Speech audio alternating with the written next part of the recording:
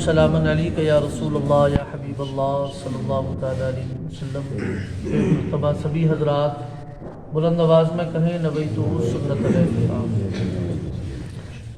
پیارے آقا صلی اللہ علیہ وسلم کے پیارے دیوانوں، کسب حلال کی فضیلت، اسی سے متعلقہ چند روایات کل آپ کے سامنے پیش کی گئی تھی کہ حلال روزی کمانا اپنے اور اپنے بچوں کی گزارے کے لیے کس قدر اللہ کو محبوب ہے اور کتنی بڑی فضیلت ہے، اور یہ ہر مسلمان پر لازم اور ضروری بھی ہے۔ خود ہمارے پیارے آقا تاجدار مدینہ صلی اللہ تعالیٰ علیہ وآلہ وسلم بھی کسب حلال کے لیے جد و جہد فرماتے، حالانکہ ہمارے سرکار کو کیا کمی تھی، پھر بھی آپ صلی اللہ علیہ وآلہ وسلم نے بکریاں چرانے کا پیشہ اختیار فرمایا، تجارت بھی فرمائی۔ اس میں محنت مزدوری کرنے والوں کے لیے بڑی تسلی ہے، حوصلہ افزائی ہے۔ ڈگمگاؤں جو حالات کے سامنے آئے، تیرا تصور مجھے تھام لے، میری خوش قسمتی میں تیرا امتی، میں تیرا امتی، میں تیرا امتی۔ اللہ عز و جل کے مقرب انبیاء علیہم الصلاۃ بھی کسب حلال کے لیے جد و جہد کرتے رہتے، کوئی کپڑے سی کر، کوئی تجارت کر کے، تو کوئی بڑھئی کا پیشہ اپنا کر رزق حلال حاصل کیا کرتے۔ چنانچہ منقول ہے حضرت سیدنا آدم علیہ السلام کھیتی باڑی کرتے تھے، حضرت سیدنا نوح علیہ السلام بڑھئی کا کام کرتے تھے، حضرت سیدنا ادریس علیہ السلام کپڑے سی کر گزر بسر کرتے تھے، حضرت سیدنا ہود علیہ السلام اور حضرت سیدنا صالح علیہ السلام یہ تجارت کرتے تھے، حضرت سیدنا ابراہیم علیہ السلام بھی کھیتی باڑی کرتے تھے، حضرت سیدنا شعیب علیہ السلام جانوروں کے بالوں اور اون وغیرہ سے اپنی روزی حاصل کرتے تھے، حضرت سیدنا موسیٰ علیہ السلام بھیڑ بکریاں چراتے رہے، حضرت سیدنا داؤد علیہ السلام زرہ بنا کر گزر اوقات کرتے تھے، حضرت سیدنا سلیمان علیہ السلام جو روئے زمین کے بادشاہ تھے، درختوں کے پتوں اور چھال سے پنکھے، بوریاں اور زنبیل یعنی ٹوکریاں تیار کر کے گزارا کرتے تھے۔ خلفائے ثلاثہ یعنی حضرت سیدنا ابو بکر صدیق، حضرت سیدنا عمر فاروق اعظم اور حضرت سیدنا عثمان غنی رضی اللہ تعالی عنہم اجمعین یہ تجارت کیا کرتے تھے، اور حضرت مولا علی رضی اللہ تعالیٰ عنہ اذخر نامی خودرو گھاس جنگل سے کاٹ کر مدینہ منورہ میں لا کر بیچتے، مزدوری بھی کرتے، نیز فتح خیبر کے بعد کھیتی باڑی بھی کرتے رہے۔ سیدنا حاتب بن بلتع مدینہ منورہ میں نانبائی کا کام کرتے تھے، حضرت سیدنا سلمان فارسی چٹائیاں بن کر بیچتے تھے، حضرت سیدنا عمر بن عاص اور سیدنا زبیر قصاب تھے، گوشت بیچتے تھے، اور سیدنا خباب رضی اللہ تعالیٰ عنہ لوہار پیشہ تھے، حضرت سیدنا طلحہ رضی اللہ تعالیٰ عنہ کپڑے کا، اور حضرت عبد الرحمن بن عوف رضی اللہ تعالیٰ عنہ کپڑے کے ساتھ ساتھ دودھ کا بھی کاروبار کیا کرتے تھے۔ سیدنا ابو سفیان بن حرب رضی اللہ تعالیٰ عنہ تیل، اچار اور چٹنی کا کاروبار کرتے تھے، حضرت سعد بن ابی وقاص رضی اللہ تعالیٰ عنہ تیر بنا کر بیچتے تھے۔ سبحان اللہ۔ تو پیارے پیارے میٹھے میٹھے اسلامی بھائیوں، ذرا غور فرمائیں، اللہ تبارک و تعالیٰ کے مقرب انبیاء علیہم السلام اور رب کعبہ کے محبوب بندے خلفائے ثلاثہ، میرے آقا کے پیارے صحابی، سبحان اللہ، یہ سب کے سب کتنی محنت کرتے، مزدوری کرتے اور حلال روزی کماتے۔ ایک بار سرکار مدینہ صلی اللہ علیہ وآلہ وسلم کی بارگاہ بے کس بنا میں کچھ صحابہ کرام علیہم رضوان حاضر تھے۔ کسی نے عرض کی، یا رسول اللہ صلی اللہ علیہ وسلم، میں کپڑے کی سلائی کا کام کرتا ہوں۔ ارشاد فرمایا، اگر تم نے اس میں راست بازی یعنی دیانت داری سے کام کیا تو حضرت ادریس علیہ السلام کے ساتھ جنت میں داخل ہوگی۔ سبحان اللہ۔ ایک دوسرے شخص نے عرض کی، سرکار میں معمار ہوں، یعنی مکان بنانے کا کام کرتا ہوں۔ ارشاد فرمایا، اگر تو نے راست بازی سے کام کیا تو حضرت ابراہیم علیہ السلام کے ساتھ جنت میں داخل ہوگا۔ ایک تیسرے شخص نے عرض کی، اے آقا میں تجارت کرتا ہوں۔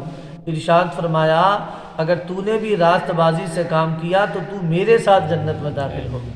سبحان اللہ۔ حضرت امام احمد بن حنبل رحمۃ اللہ علیہ سے لوگوں نے پوچھا آپ اس شخص کے بارے میں کیا فرماتے ہیں جو عبادت کے لیے مسجد میں بیٹھ جائے اور کہے اللہ مجھے رزق دے گا؟ امام صاحب نے فرمایا وہ جاہل ہے، شرع نہیں جانتا، اس لیے کہ سرکار مدینہ صلی اللہ علیہ وسلم نے فرمایا کہ اللہ نے میری روزی میرے نیزے کے سائے میں رکھی ہے، یعنی جہاد کرنے میں بے شک اللہ ہر شے پر قادر ہے، مگر رزق حلال کمانا یہ سرکار مدینہ کی سنت ہے۔ یعنی اللہ اس پر بھی قادر ہے کہ وہ تمہیں تمہارے گھر بیٹھے روزی پہنچائے، لیکن وہ پسند ہی یہ فرماتا ہے کہ میرا بندہ ہیلا کرے، میرا بندہ کوئی سبب اختیار کرے، پھر میں اس کو روزی دوں، اور یہ میرے آقا کی پیاری سنت بھی ہے۔ حضرت سیدنا عمر فاروق اعظم نے فرمایا کسب نہ چھوڑو، یعنی حلال روزی کے لیے کوشش جاری رکھو، کیونکہ خدائے تعالیٰ آسمان پر سے سونا چاندی نہیں برساتا، یعنی اس بات کی اسے قدرت تو ہے، مگر کسی ہیلے سے روزی دینا یہ اس کی عادت کریمہ ہے۔ یعنی وہ چاہے تو سونا چاندی آسمان سے برسا دے، یقیناً وہ قادر ہے، لیکن اس کی عادت کریمہ یہ ہے کہ میرا بندہ ہیلا کرے پھر میں اسے روزی دوں۔ تو پیارے اسلامی بھائیوں، اس میں کوئی شک نہیں کہ اگر کوئی گھر میں ہاتھ پر ہاتھ دھر کے بیٹھا رہے اس کو بھی اللہ رزق دینے پر قادر ہے، اللہ جو چاہے وہ کر سکتا ہے۔ اس سلسلے میں ایک دلچسپ حکایت آپ سماعت فرمائیں۔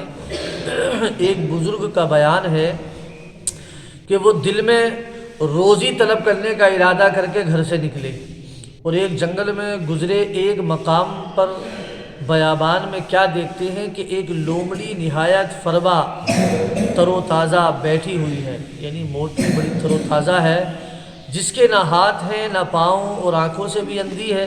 وہ بزرگ ایسے بے دست و پا اور مجبور جانور کو اس قدر تر و تازہ دیکھ کر نہایت حیران ہوئے کہ اس کے دست و پا بھی نہیں ہے، ہاتھ پیر بھی نہیں ہے، اور اس قدر یہ فربا تر و تازہ ہے۔ بڑے حیران ہوئے، وہاں بیٹھ کر حیرت سے سوچنے لگے اور اپنے دل میں کہا کہ اے اللہ، یہ اپاہج لومڑی کس ہیلے سے اپنا رزق پاتی ہے؟ حالانکہ بظاہر کوئی ذریعہ روزی کا حاصل کرنے کا اس کے پاس موجود بھی تو نہیں، نہ یہ چل سکتی ہے نہ دیکھ سکتی ہے۔ وہ بزرگ اس قسم کی باتیں اپنے دل میں سوچ ہی رہے تھے کہ اتنے میں ایک جگہ سے زمین شق ہوئی اور دو پیالے برآمد ہوئے، ایک دودھ سے بھرا ہوا تھا اور دوسرا شہد سے۔ ان بزرگ نے اب دل میں یہ خیال کیا اے اللہ، اس غذا تک کھانے کے لیے یہ لومڑی کس طرح پہنچے گی؟ اچانک کیا دیکھتے ہیں کہ اسی مقام پر پہاڑ سے ایک بزرگ نہایت خوبصورت اور نورانی چہرے والے نیچے تشریف لائے اور ان دونوں پیالوں کو اٹھا کر لومڑی کے پاس لے گئے اور دونوں پیالے اس کو پلا دیے۔ جب وہ نورانی چہرے والے بزرگ واپس پہاڑ کی طرف جانے لگے تو ان بزرگ نے بڑھ کر نورانی چہرے والے کا دامن تھام لیا اور پوچھا آپ کون ہیں؟ انہوں نے فرمایا میں اللہ کے فرشتوں میں سے ایک فرشتہ ہوں اور یہی خدمت میرے سپرد ہے کہ ہر روز صبح و شام یہاں آؤں اور اس لومڑی کو پیٹ بھر غذا کھلاؤں۔ یہ واقعہ دیکھ کر ان بزرگ نے روزی طلب کرنے کی تکلیف کے خیال کو دل سے نکال دیا کہ اب اس تکلیف میں پڑنے کی ضرورت نہیں ہے، اور اسی پہاڑ پر بیٹھ گئے اور ایک چشمے کے کنارے رہنے لگے، نماز روزے میں مشغول ہو گئے۔ 7 دن گزر گئے مگر غیب سے کوئی رزق نہ پہنچا، فاقوں کے سبب نہایت کمزور اور نڈھال ہو گئے۔ آخرکار اللہ کی بارگاہ میں دعا کی اے میرے پروردگار، اپنی رحمت سے مجھ کو کوئی لقمہ غذا عنایت فرما، مجھ میں اب بھوک برداشت کرنے کی طاقت نہیں، یا میری روح کو قبض کر لے۔ اللہ عز و جل کی طرف سے جواب ملا اے شخص، تو اپنے ہاتھ پاؤں کو حرکت دے اور روزی طلب کر، میں تجھے تیرا رزق عطا کروں گا، خود بھی کھا اور محتاجوں کو بھی کھلا، اور اگر اس حالت میں اسی پہاڑ پر 1-2 برس نہیں اگر 70 برس تک بھی بیٹھا رہے گا تو میں تجھ کو غذا کا ایک دانہ بھی نہ دوں گا۔ اس وقت بزرگ کی آنکھیں کھلیں اور پہاڑ سے اتر کر تلاش معاش میں یعنی روزی کی تلاش میں مشغول ہو گئے، اور جو کچھ کماتے آدھا خود کھاتے اور آدھا محتاجوں کو کھلا دیتے۔ تو پیارے اسلامی بھائیوں، دیکھا آپ نے، توکل فقط اس بات کا نام نہیں ہے کہ اپنے گھر بیٹھے رہیں اور رزق کا انتظار کرتے رہیں۔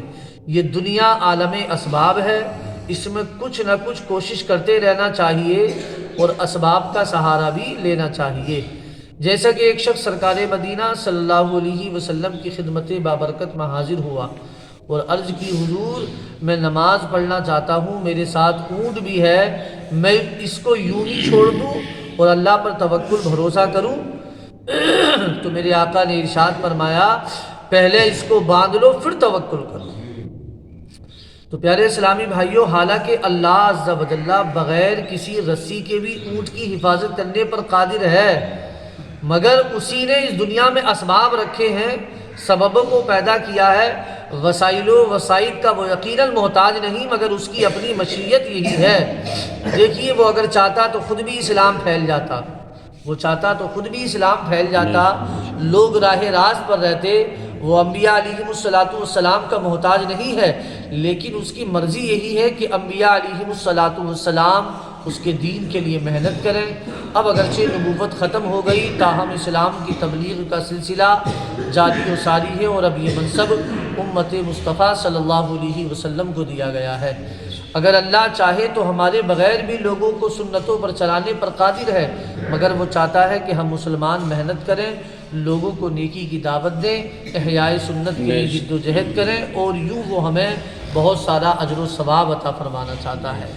تو اب ہم کیوں اس سعادت سے محروم رہیں؟ سنتیں عام کریں، دین کا ہم کام کریں، نیک ہو جائیں مسلمان مدینے والے۔ تو پیارے پیارے اسلامی بھائیوں، رب کعبہ کی بارگاہ میں دعا ہے، مولا ہم سب کو ہمیشہ حلال روزی کمانے اور کھانے کی توفیق عطا فرمائے۔ درود پاک پڑھیں، اللہم صلی علی سیدنا و مولانا محمد و بارک وسلم۔